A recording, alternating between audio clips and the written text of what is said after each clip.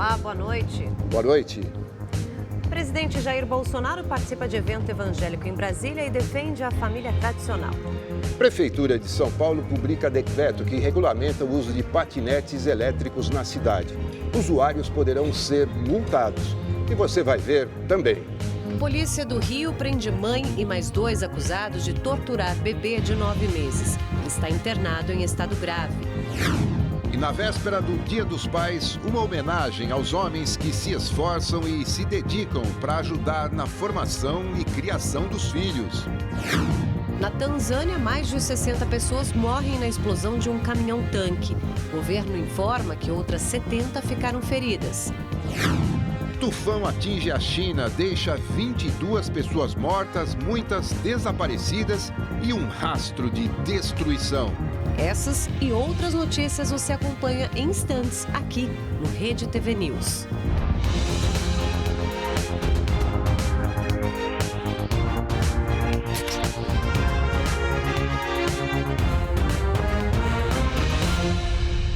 A Marcha para Jesus, que é um evento evangélico que acontece todos os anos em várias cidades do país, teve uma edição em Brasília. O presidente Jair Bolsonaro participou, falou sobre a liberdade do credo no país e fez críticas também à esquerda.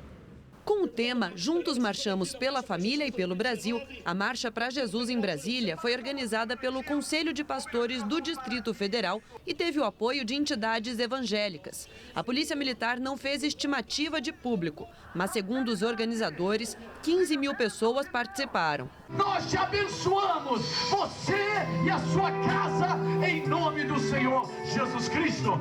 O momento mais esperado foi a participação do presidente Jair Bolsonaro. Em um discurso de 14 minutos, bastante alinhado ao público presente, Bolsonaro disse que é o primeiro presidente da história do Brasil que está honrando o que prometeu durante a campanha e logo depois exaltou a chamada família tradicional. Um presidente que acredita e valoriza a família. Um presidente, a exemplo do governador daqui também, vai respeitar a inocência das crianças em sala de aula. Não existe essa conversinha de ideologia de gênero. Isso é coisa do capeta! No campo político, Bolsonaro ressaltou a importância da medida provisória da liberdade econômica e voltou a dizer que pretende reduzir o número de radares em rodovias federais e criticou a esquerda. A todo momento a gente ouve essa esquerdalha, PT, PCdoB, PSOL, essa esquerdalha nojenta, falar que o Estado é laico.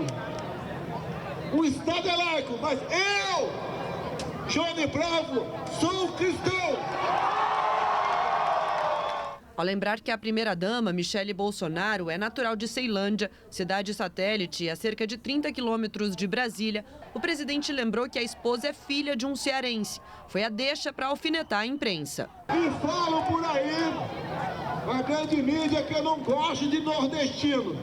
A minha esposa é filha de um cabra da peste de Crateús, Ceará. Quem também participou da Marcha para Jesus foi o ministro-chefe da Casa Civil, Onyx Lorenzoni. Segundo ele, o governo deve enviar à Câmara dos Deputados, nas próximas semanas, uma proposta de emenda à Constituição sobre a capitalização, um tipo de poupança especial para garantia da aposentadoria.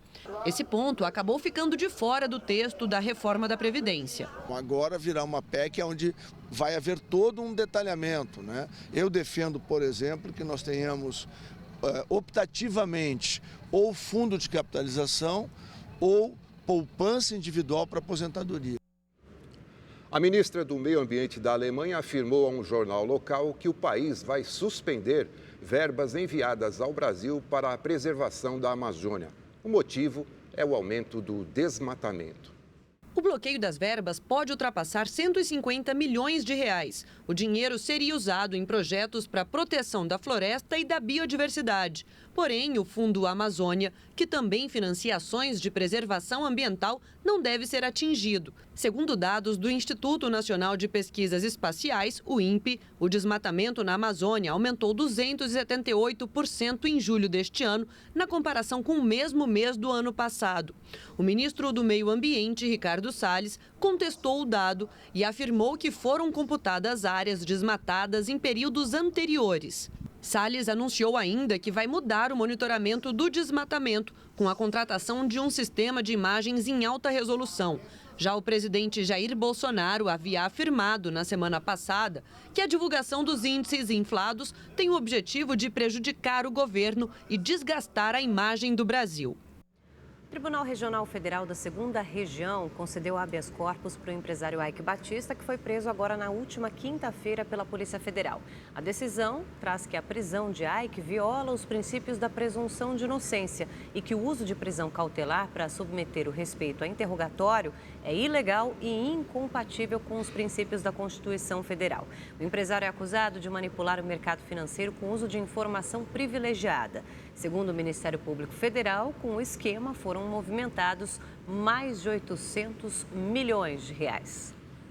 A Prefeitura de São Paulo publicou hoje no Diário Oficial o decreto com as novas regras para o uso de patinetes elétricos compartilhados na cidade. Ainda não foi definido a obrigatoriedade do uso do capacete. As pessoas estão cada vez mais adeptas ao uso dos patinetes como meio de locomoção. Segundo a Prefeitura, o decreto foca na segurança e estabelece novas regras para os usuários e para as empresas interessadas em oferecer o serviço.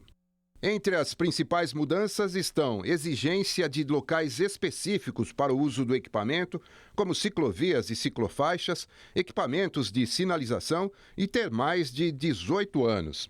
O decreto ainda estabelece a quantidade de patinetes permitidos por região da cidade, limite de velocidade máxima em 20 km por hora e a criação de bolsões de estacionamento. Agora, as empresas terão prazo de 60 dias para se adequarem.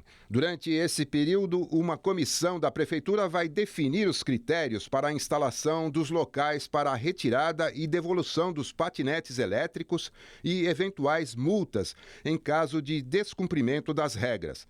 Além disso, as empresas deverão promover campanhas educativas a respeito das normas de segurança e informar sobre as coberturas estipuladas na apólice de seguro contratada. Bom, a gente está falando de patinete, já é uma evolução. Agora eu vou para um assunto um pouquinho mais nostálgico. Uma competição em Belo Horizonte reuniu apreciadores da disputa de carrinho de rolemã.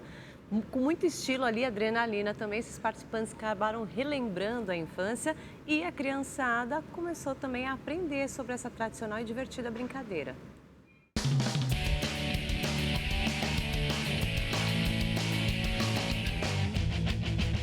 Uma tradição que passa de pai para filho. Uma brincadeira que a gente gostava muito de praticar quando era criança, né? E agora é a oportunidade que eu tenho de compartilhar isso com meu filho. Ele adora descer comigo, já está ansioso para a gente descer mais uma vez. É legal demais, radical. O João Pedro, que tem 9 anos, também veio aprender um pouco da brincadeira com o pai. Quando você está muito rápido, para você frear, você pega nessa alavanca aqui e puxa para trás. Para você descer, você tem que deixar essa alavanca sempre para frente. A gente relembra a infância e a gente se vê de novo na figura dos nossos filhos, né? Um pedaço de madeira, rodinhas de aço, muito estilo e, claro, uma ladeira. Diversão garantida para essa galera aqui que invadiu as ruas de Belo Horizonte para participar do Mundialito de Rolimã. A segurança também é quesito obrigatório. E quanto mais velocidade, mais adrenalina. Aqui as meninas também têm vez. E dá só uma olhada nesse carrinho, olha só, ele é todo fluorescente. Você que escolheu a cor? Eu que escolhi, eu acho uma cor muito linda, combina muito com a minha personalidade. Foi o melhor presente que eu ganhei na minha vida. E as performances das participantes atraem os olhares de muita gente. A Nilce deu um show na ladeira. Eu sou a Mulher Maravilha do Rolimã! A novidade esse ano foi a Corrida Maluca. Isso aqui é a boneca Juju, é alegria para todos, sorriso no rosto sempre. Obstáculos que testaram a habilidade mental e física dos competidores. E para quem é premiado, então... Eu ganhei um troféu em segundo lugar, fiquei muito feliz. Aventura que não vai acabar tão cedo. São os mais velhos passando um pouco do ontem para os pequenos de hoje. Esse negócio aqui é bom demais, senhor. A gente rejuvenesce pra caramba. Eu tô com 65 anos. Desci 3 voltas. Agora eu já tô com 35. É 10 anos a menos. Eu vou voltar lá, vou descer mais 3, daqui a pouco eu descer engatinhando. Porque aqui é Brasil.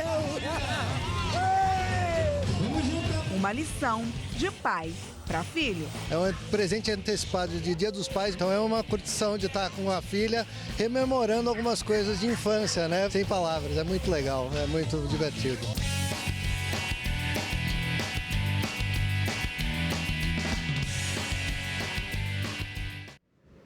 Legal mesmo, né?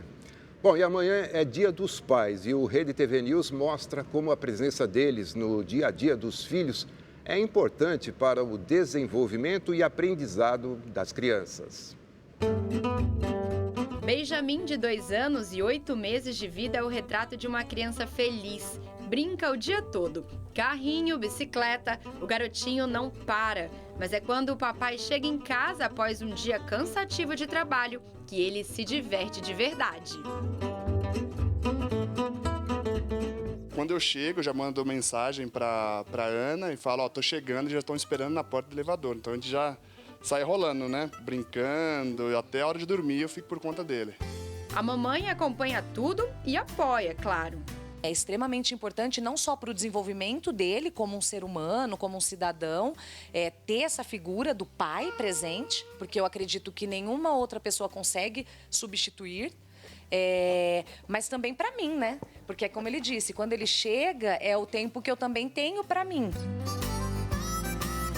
O Thiago também faz questão de participar da educação dos 3 filhos. E é ele quem faz o jantar e coloca os mais velhos para dormir.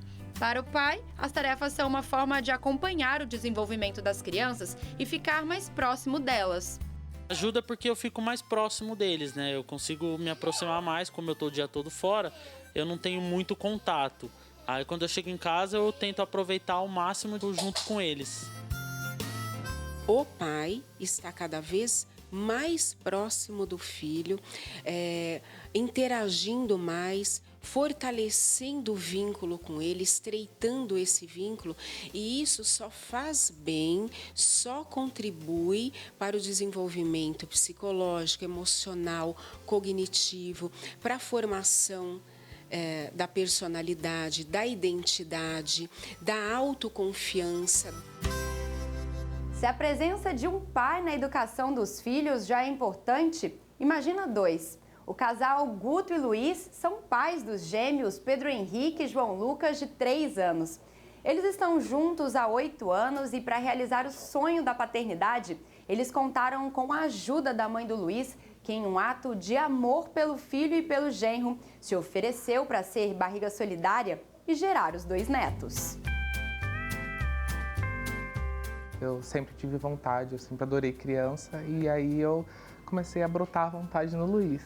A gente tentou a adoção, infelizmente não deu certo, mas na verdade depois virou felizmente, porque daí a gente decidiu fazer a inseminação artificial que a mãe do Luiz se ofereceu e aí a gente ganhou essas 2 riquezas. A fertilização in vitro utilizou material genético do Guto e do Luiz e óvulos de doação anônima. A gravidez deu certo na primeira tentativa. Pais de primeira viagem, o casal se divide nas tarefas das crianças. Elas passam um dia na escola, mas quando chegam em casa, as brincadeiras não param. Amanhã será a 2ª vez que eles comemoram o Dia dos Pais com os gêmeos. Data que ganhou um novo significado para eles depois da chegada do Pedro Henrique e do João Lucas.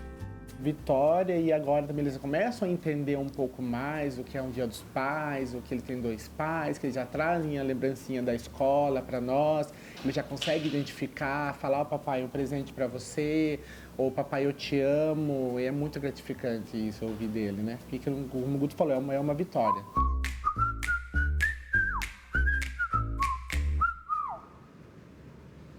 Saindo de uma história bonita para uma trágica, gente. A mãe do bebê de 9 meses, que foi espancado no Complexo do Alemão, no Rio de Janeiro, foi presa, acusada de ser a responsável pelas agressões. Além dela, outras 2 pessoas estão presas também. O bebê, que teve traumatismo craniano, está internado em estado gravíssimo.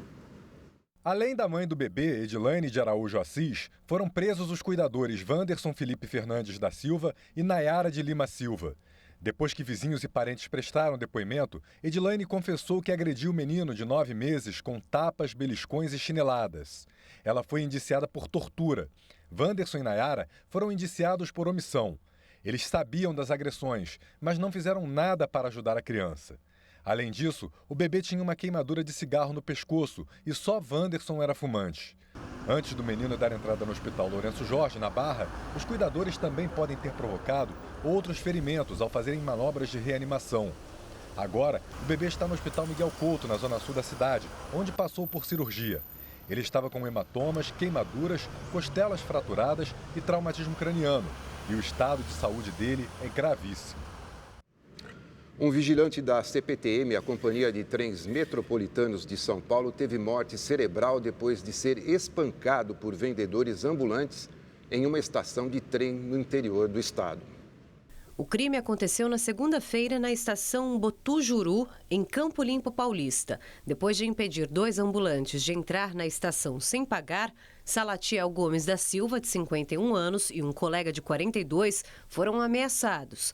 Mais tarde, os suspeitos voltaram com outras 2 pessoas e agrediram os vigilantes com pedaços de madeira. Salatiel foi internado em estado grave. O colega teve alta no mesmo dia. No velório, a cunhada de Salatiel estava revoltada com a violência dos ambulantes. Eles querem vender, eles querem trabalhar, mas, enfim, acaba entrando na agressão, ameaçando, tirando vida de pai de família, porque geralmente eles vão armado. Em nota, a CPTM disse que lamenta a morte do funcionário e que colabora com as investigações. 2 dos autores do crime foram identificados e tiveram a prisão temporária decretada pela Justiça. Vamos às notícias internacionais. A explosão de um caminhão-tanque na Tanzânia deixou mais de 60 mortos. O porta-voz do governo afirmou que 62 pessoas morreram e 70 ficaram feridas na explosão que ocorreu em Morogoro, a 200 quilômetros da capital comercial Dar es Salaam. O caminhão-tanque tinha capotado e explodiu enquanto algumas pessoas roubavam combustível que vazava do veículo. A polícia explicou que um homem tentou ligar a bateria do caminhão, o que causou o acidente, enquanto testemunhas dizem que um rapaz acendeu um cigarro perto da gasolina, o que começou o fogo. O milionário americano acusado de abuso e tráfico sexual de menores de idade foi encontrado morto na prisão. As autoridades dos Estados Unidos afirmam que Jeffrey Epstein se matou.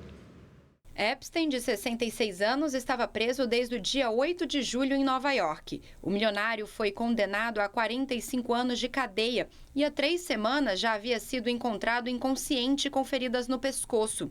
Apesar do aparente suicídio, as autoridades vão investigar a morte. Entre 2002 e 2005, ele levou meninas de 14 anos para suas casas de luxo em Nova York e na Flórida e pagou para fazer sexo com elas. O escândalo rendeu a demissão do secretário do Trabalho dos Estados Unidos. Alexander Acosta intermediou o acordo relacionado aos crimes sexuais cometidos por Epstein há mais de uma década, quando era procurador. Um tornado atingiu o nordeste da Europa e deixou 19 pessoas feridas. Em Luxemburgo, objetos voaram pelas ruas. Mais de 100 casas ficaram danificadas e carros destruídos. Essa mulher conta que em poucos segundos o telhado se foi com o vento. As autoridades estão calculando os danos e vão disponibilizar locais para os desabrigados. Já na Holanda, moradores gravaram o momento em que o tornado passou pela capital, Amsterdã. Ninguém ficou ferido. Esse tipo de fenômeno é raro nesta região da Europa. O tufão que atingiu a China neste sábado deixou 22 mortos e várias pessoas desaparecidas. As vítimas moravam em Guangzhou e foram atingidas por um deslizamento de terra. Bairros inteiros ficaram debaixo d'água. Bombeiros tiveram que usar cordas para resgatar moradores de regiões alagadas. Mais de 3 milhões de pessoas foram afetadas pelo tufão Lekima. Cerca de 1.000 voos foram cancelados e o serviço de energia elétrica ficou instável. O fenômeno perdeu força, se transformou em tempestade tropical e agora segue para o norte. As autoridades se preparam para as chuvas atingirem Xangai, onde vivem 20 milhões de pessoas. Pelo menos 95 pessoas morreram no sul da Índia por conta das fortes chuvas na região. As tempestades causaram deslizamentos de terra e enchentes também. Equipes de resgate seguem trabalhando dia e noite. O número de mortos pode aumentar.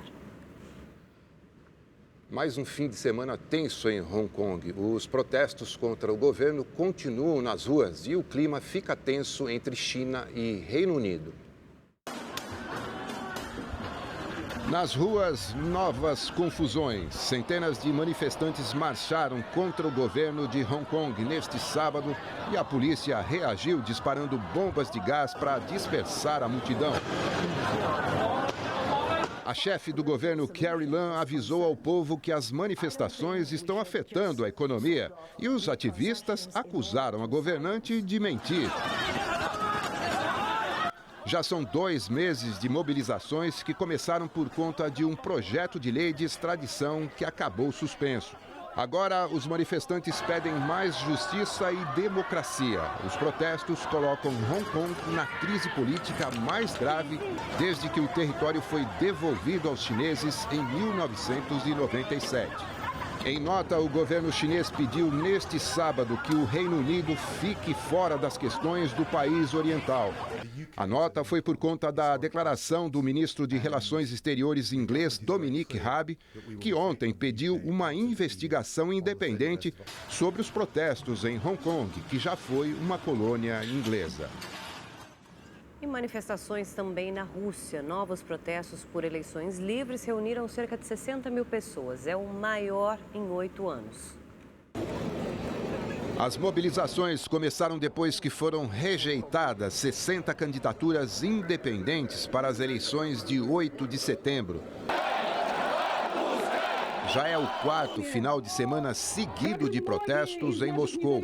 Ao final do ato, cerca de 50 pessoas foram detidas. Enquanto a tensão toma conta da capital russa, o presidente do país, Vladimir Putin, apareceu na TV estatal com uma jaqueta de couro em um evento de motocicletas na Península da Crimeia, anexada pela Rússia da Ucrânia em 2014. A Argentina vai viver amanhã uma experiência inédita no mundo, a realização de primárias eleitorais que só irão oficializar os candidatos que já estão definidos. Veja na reportagem de Luciana Tadeu. Uma eleição marcada pela polarização. De um lado, Maurício Macri, que chegou à presidência argentina em 2015 e quer renovar o mandato por mais 4 anos. Não volvemos ao passado.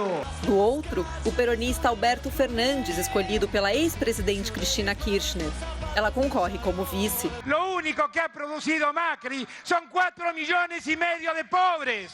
Ambos somam cerca de 75% das intenções de voto, com Alberto Fernandes alguns pontos à frente de Macri. Há ainda mais 8 pré-candidatos à presidência. Só participa das eleições de outubro quem conseguir pelo menos 1,5% dos votos válidos amanhã. As primárias também definem os candidatos de cada legenda quando há mais de um nome para cada cargo. Mas como os partidos e alianças já definiram suas principais candidaturas, essa votação vai acabar sendo uma grande pesquisa da intenção de voto. Se o governo perderá por pouco. Se o governo perder por poucos pontos, não haverá turbulência nos mercados. E do ponto de vista político, poderá ser visto pelo governo quase como um triunfo. Porque se são poucos pontos, o governo vai tentar reverter em outubro. Se a diferença for grande, de 8, 10 pontos, fica complicado para reverter e seria uma mensagem forte para os mercados. As eleições gerais estão marcadas para 27 de outubro. Se houver segundo turno, será no dia 24 de novembro. O novo governo assumirá no dia 10 de dezembro. Luciana Tadeu, de Buenos Aires, para o Rede TV News. E olha essa história, um agricultor cearense deixou o sertão para viver na capital, só que ele sentiu falta ali de um hábito bem antigo, que era plantar. Foi aí que teve uma ideia, decidiu cultivar uma horta num lugar nada convencional, gente. O canteiro central de uma das avenidas mais movimentadas de Fortaleza, olha só. Esse é Francisco Ferreira, 54 anos, agricultor, nascido em Boa Viagem, a 200 quilômetros de Fortaleza. Durante mais de 50 anos, o seu Francisco viveu no interior, numa das regiões mais secas do Ceará. Há apenas 6 meses, ele decidiu se mudar aqui para Fortaleza e já está colhendo os frutos. Foi pelo domínio da agricultura que o seu Francisco ficou conhecido aqui na capital do Ceará. O feijão que ele exibe com orgulho foi plantado e colhido num lugar um pouco inusitado. A horta do seu Francisco fica em uma das avenidas mais movimentadas da cidade, a Santos Dumont. Ele aproveitou o espaço no canteiro central e decidiu. Vou plantar. No começo, os vizinhos estranharam. Sabia que tava ligando, negativa que eu tava doido. Loucura? Não foi não. A plantação ao lado do asfalto foi um ato de sobrevivência para o seu Francisco. Quando eu cheguei aqui eu passei fome, porque não tinha comida dali, daquele cheiro ali. Tá vendo aquele cheiro ali? Aqui, seu Francisco plantou feijão, mandioca, cebola, coentro e até abacaxi. A chuva tem ajudado e tá tudo verdinho. A fome agora não tem vez. Esse pedacinho de terra ao lado da avenida é o novo paraíso do seu Francisco. Meio da rua, olha aí.